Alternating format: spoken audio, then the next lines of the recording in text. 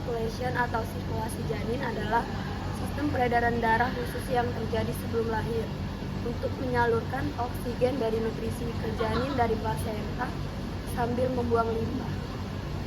Plasenta atau biasa disebut dengan ari-ari adalah organ sementara yang terbentuk selama proses kehamilan dan berfungsi sebagai penghubung antara ibu dan janin.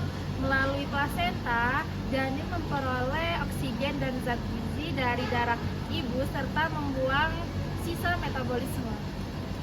Baik, di sini saya akan menjelaskan tentang plasenta terbentuk dari dua komponen utama. Komponen pertama yaitu maternal, itu bagian ibu, berasal dari decidua basalis, endometrium ibu. Bagian kedua fetal, yaitu janin, berasal dari chorion frondosum atau filicryonic janin. Baiklah, saya akan menjelaskan tentang fungsi plasenta. Pertukaran zat O2 dan nutrisi dari ibu ke janin, CO2 dari sisa metabolik dari janin ke ibu, produksi hormon HCG, HPL, progesteron, dan estrogen, pertahanan imunologis melalui antibodi IgG dari ibu ke janin, filtrasi, menyaring sebagian mikroorganisme, dan obat-obatan, walau tidak sempurna. 3. Baik, di sini saya akan menjelaskan tentang struktur pendukung. Tali pusat umbilian cord menghubungkan janin dengan plasenta, berisi 2 arteri dan 1 vena dalam substansi gelatino bernama Wharton scaly. Lanjut, selaput janin ada amnion lapisan dalam halus membentuk kantung ketuban. Chorion lapisan luar menempel pada dinding rahim. Baik, di sini saya akan menjelaskan tentang faktor yang mempengaruhi foramen oval. Foramen oval itu diawali dengan lubang atrium dextra ini ke atrium sinistra, di mana lubang ini akan tertutup setelah bayi itu lahir. Lalu ductus arteri bortalis itu merupakan pembuluh darah yang menghubungkan antara vena umbilicalis ke vena cava superior. Lalu vena umbilicalis ini adalah darah yang membawa dari plasenta ke peredaran darah janin itu sendiri. Terakhir itu ada plasenta. Plasenta itu untuk memberikan nutrisi dan produk-produk metabolisme antara janin dan ibu.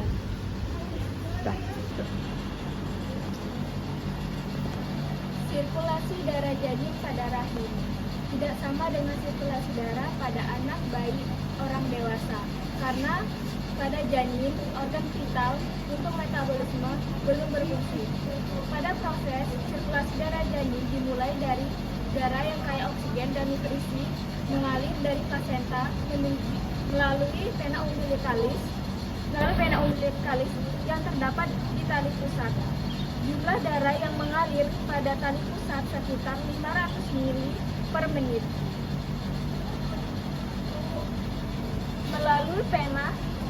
Melalui vena umbilicalis menuju liver melalui ductus venosus. Melalui ductus venosus, darah akan mengalir ke vena cava inferior menuju ke atrium dextra. Dari vena cava inferior masuk ke atrium dextra, kemudian sebagian besar darah akan dialirkan ke atrium sinistra melalui foramen oval. Sebagian kecil darah dari atrium dextra akan bersama-sama dengan darah dari vena cava superior. Dan darah yang berada pada ventricle destra itu masuk ke paru-paru. Tetapi karena paru-paru belum berkembang, maka darah yang terdapat pada arteri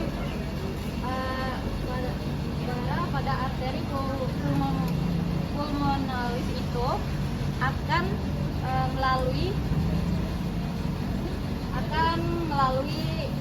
ductus arterius venus. Nah, darah yang ke paru-paru itu bukan untuk pertukaran oksigen, tetapi untuk memberi makanan kepada paru-paru. Selanjutnya itu adalah darah pada arterium sinistra. Nah, arterium sinistra itu kemudian itu dialirkan ke ventricle sinistra. Nah, dan itu diteruskan ke seluruh tubuh melalui aorta. Selanjutnya itu darah yang berada aorta itu darah yang